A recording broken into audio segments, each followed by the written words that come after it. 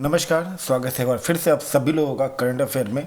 ये 23 और 24 मार्च का करंट अफेयर है और मोस्टली ये banking, SSC, railway, LIC, FCI, UPSC, BPSC, PCS जो भी कॉम्पिटिटिव एग्ज़ाम्स होते हैं उसमें ये करंट अफेयर पूछे जाते हैं। ठीक है, आप अगर चैनल पर पहली बार आए हैं तो चैनल को सब्सक्राइब कर लें ताकि आगे जो भी इन्फॉर्मेशन आए करंट अफेयर से रिलेटेड या फिर गवर्नमेंट जॉब से रिलेटेड वो आप तक डायरेक्ट पहुँचे। सबसे पहला जो न्यूज़ है वो है कि केरला का एक विलेज है कुंबालंगी। कुंबालंगी एक ऐसा विलेज है जो कि केरला का नहीं, हमारे देश का पहला अब ऐसा विलेज बन गया है कि जो पूरी तरह से सैनिटरी नैपकिन फ्री विलेज है।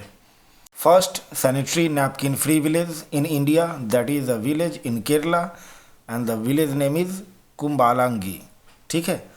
दूसरा जो है 23 जनवरी को पराक्रम दिवस यानी कि नेताजी सुभाष चंद्र बोस का 125वां बर्थ एनिवर्सरी मनाया गया देश के द्वारा। वापस बताते चले कि इसी पे इंडिया गेट पे एक स्टैचू प्रधानमंत्री मोदी जी ने इनॉग्रेट किया है सुभाष चंद्र बोस जी का। और जो गणतंत्र दिवस समारोह है वह 24 के बजाय अब पराक्रम दिवस यानी कि नेताजी के बर्थडे से स्टार्ट होगा 26 जनवरी तक।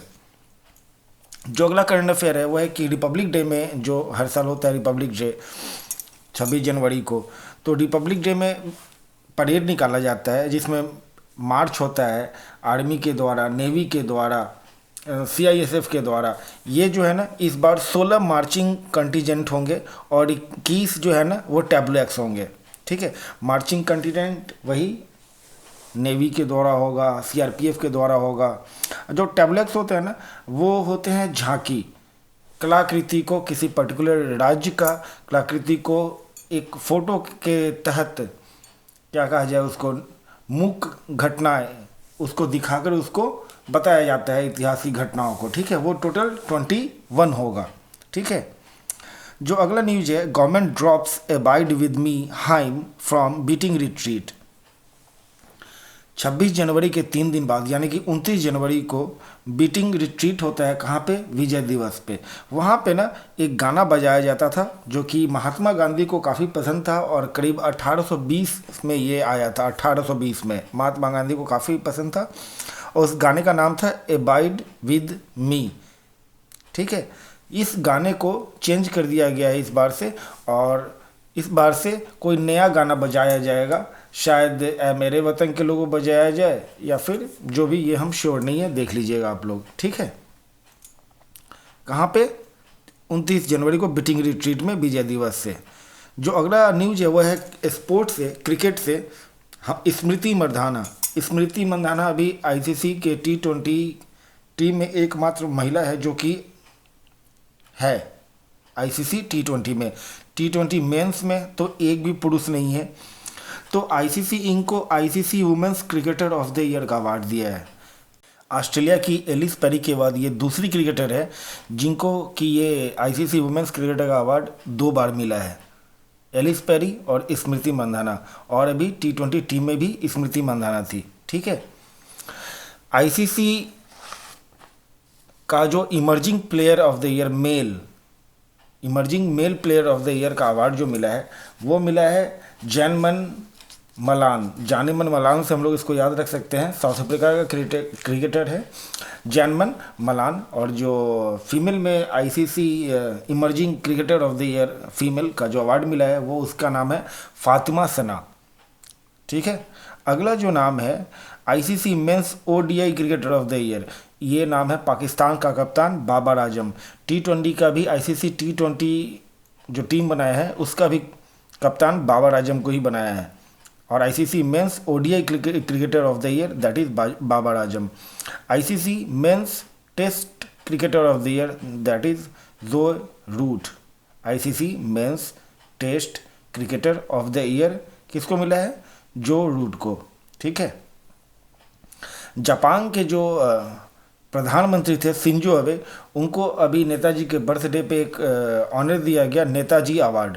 नेताजी अवार्ड 2022 किसको दिया गया? जापान के शिंजो अबे को। शिंजो अबे जापान के सबसे ज़्यादा दिन रहने वाले प्रधानमंत्री हैं। ठीक है। सबसे पहली बार जब शिंजो अबे प्रधानमंत्री बने थे जापान के तो उस समय 2006 में बने थे और 2007 तक रहे थे। फिर उसके बाद 12 से 20 तक रहे थे। फिर अपने हेल्थ इशू के कारण वो जापान का प्रधानमंत्री का पद छोड़ दिए।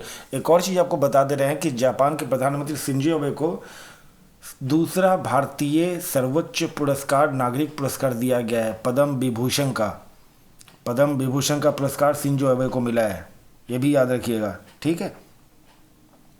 पीएम कन्फर्स प्रधानमंत्री राष्ट्रीय बाल पुरस्कार टू 29 चिल्ड्रेन। मोदी जी बाल पुरस्कार 29 बच्चों को दिए हैं और इन बच्चों का जो एज है ये 5 से 18 साल के बीच तक है। 5 से 18 ईयर्स चाइल्ड एज को मिलता है ये बाल पुरस्कार। ये 2 कैटेगरी में दिया गया है।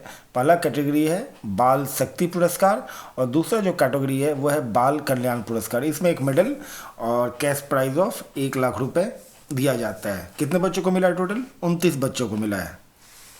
नेशनल गर्ल चाइल्ड डे 24 जनवरी को हर साल मनाया जाता है, राष्ट्रीय गर्ल चाइल्ड डे। ओके, 2008 से ये मनाया जा रहा है और ministry of women and child development ये समारोह जो है वो ऑर्गेनाइज करता है। इसका मेन अवेयरनेस है वुमेन्स को राइट को बढ़ाना, वुमेन्स के गर्ल्स चाइल्ड को बढ़ाना, उनको प्रमोट करना, आगे करना। 2008 से मनाया जाता है नेशनल गर्ल चाइल्ड डे, ठीक है। DGCA imposes 20 lakh fine on Kolkata international airport. DGCA जो है directorate general of civil aviation, ये अभी 20 लाख का फाइन किया है कोलकाता नेताजी सुभाष चंद्र बोस इंटरनेशनल एयरपोर्ट पे। रीजन ये है कि रनवे जो है ना, रनवे खराब है और काफ़ी दिन से यहाँ का रनवे नहीं बना है, बहुत डेंजरस है ये, काफ़ी दिन से यहाँ का रनवे नहीं बना है। इसी के कारण DGCA जो है 20 लाख का फाइन मारा है। कोलकाता में एक और नया खुल रहा है, नया इंटरनेशनल एयरपोर्ट, ये भी याद रखिएगा। दूसरा अगला जो न्यूज़ है, PV सिंधु वोन सैयद मोदी इंटरनेशनल टूर्नामेंट।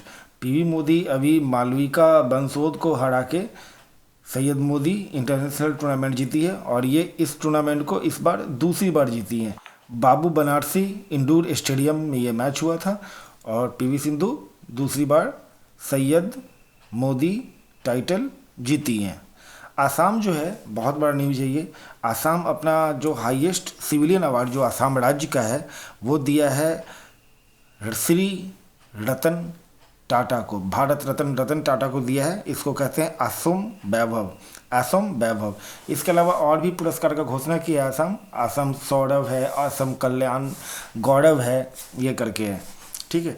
रतन टाटा को दिया है कि वहाँ पे आसाम में ये कैंसर का ट्रीटमेंट के लिए जो भी हॉस्पिटल खोले हैं उसके लिए जो भी कंट्रीब्यूट किए हैं उसके लिए आसाम इनको असम वैभव का हाईएस्ट सिविलियन अवार्ड दिया है।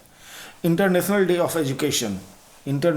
ऑफ एजुकेशन ये भी 24 जनवरी को हर साल मनाया जाता है और इस बार इसका थीम था changing courses transforming education was the theme of International Day of Education. The next stage, ISRO successfully test Vikas engine इन महेंद्रगिरी तमिलनाडु। इसरो भारत का जो स्पेस ऑर्गेनाइजेशन है जहाँ के अभी नए चेयरमैन बने हैं, एस सोमनाथ करके शायद नाम है उनका, के शिवांग को उन्होंने रिप्लेस किया है। तो अभी गगनयान मिशन के लिए जो रॉकेट बन रहा है उसमें जो इंजन है उसका नाम दिया गया है विकास इंजन और उसको टेस्ट किया है। इसके लिए अभी बहुत सारे टेस्ट होने बाकी है लेकिन विकास इंजन का सफलतापूर्वक टेस्ट जो है ना वो इसरो कर लिया है। ये थे करंट अफेयर्स। आपको कैसा लगा कमेंट करके ज़रूर बताइएगा और आपका इच्छा, आपका सजेशन जैसा भी हो मैं इसको आगे कंटिन्यू करूँगा। अच्छा लगे तो चैनल को सब्सक्राइब करें। जय हिंद, जय भारत।